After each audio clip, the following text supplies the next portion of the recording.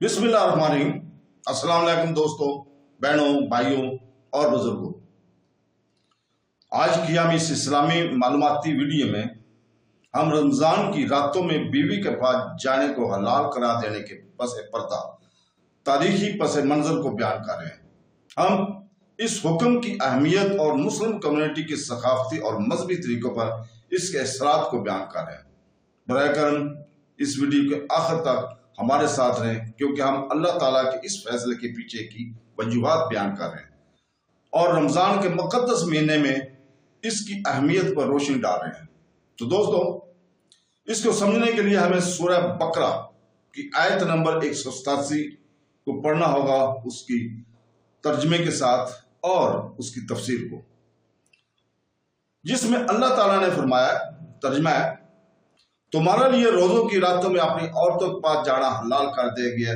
वो तुम्हारे लिए लिबास है और तुम इनके लिए लिबास हो।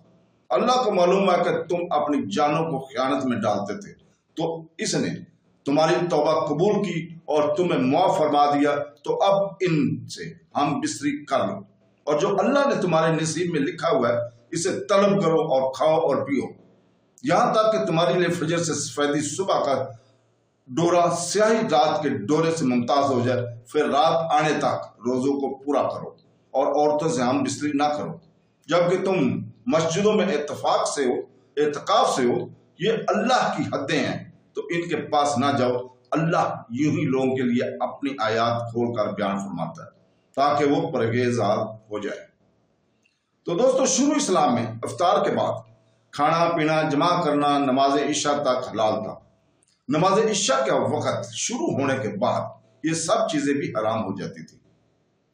यूं ही सोने के बाद भी ये चीजें हराम हो जाती थी, अगरचे अभी इशा का वक्त शुरू ना हुआ। बाज़ सहाबा कराम से रमजान की रातों में हम बिस्तरी का फेर सरजद हुआ।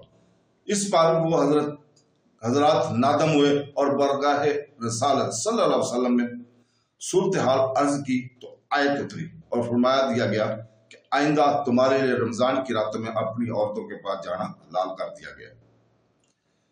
नीज अल्लाह ताला को मालूम है कि तुम अपनी जानों को खयानत में डालते रहो, लेकिन अल्लाह ने तुम्हें माफ फरमा दिया और आइंदा के लिए इजाजत भी अता फरमा दी। आयत में खयानत से वो हम बिस्तरी मुराद है जो इजाजत से पहले रमजानों की रातों में मुसलमानों से सरजद हुई थी।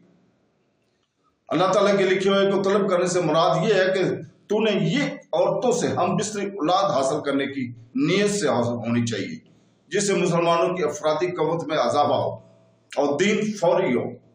एक कौल ये भी है कि इससे मुराद शरई तरीके के मुताबिक ये फेल करता है, और एक कौल ये भी है कि जो अल्लाह ताला ने लिखा है इसको तलब करने का मैनी है रमजान की रातों में कसरत से इबादत करना और बेदार रहकर शब कदर की जस्तजू करना। यह आयत हजरत सलमा बिन कैस रजी अल्लाह ताला के हक में नाज़िल हुई। आप रजी अल्लाह ताला अन्हु मेहनती आदमी थे। एक दिन रोजे की हालत में दिन भर अपनी जमीन में काम करके शाम को घर आए, बीवी से खाना मांगा। वो पकाने में मसरूफ हो गई और ये थके हुए थे, इसलिए इनकी आंख लग गई।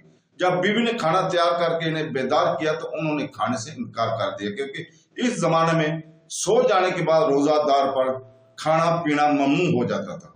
चुनाचे इसी हालत में आप रज़ी अल्लाह ताला ने दोबारा रोजा रख लिया, जिससे कमजोरी इंतहा को पहुंच गई और दोपहर के वक्त बेहोश हो गए।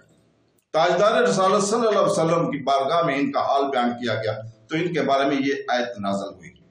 इसमें बयान है कि रमजान की रातों में रोजादार के लिए बीवी से हम बिस्तरी हलाल है, जबकि मुताकफ से ना हो, लेकिन एतकाब में औरतों से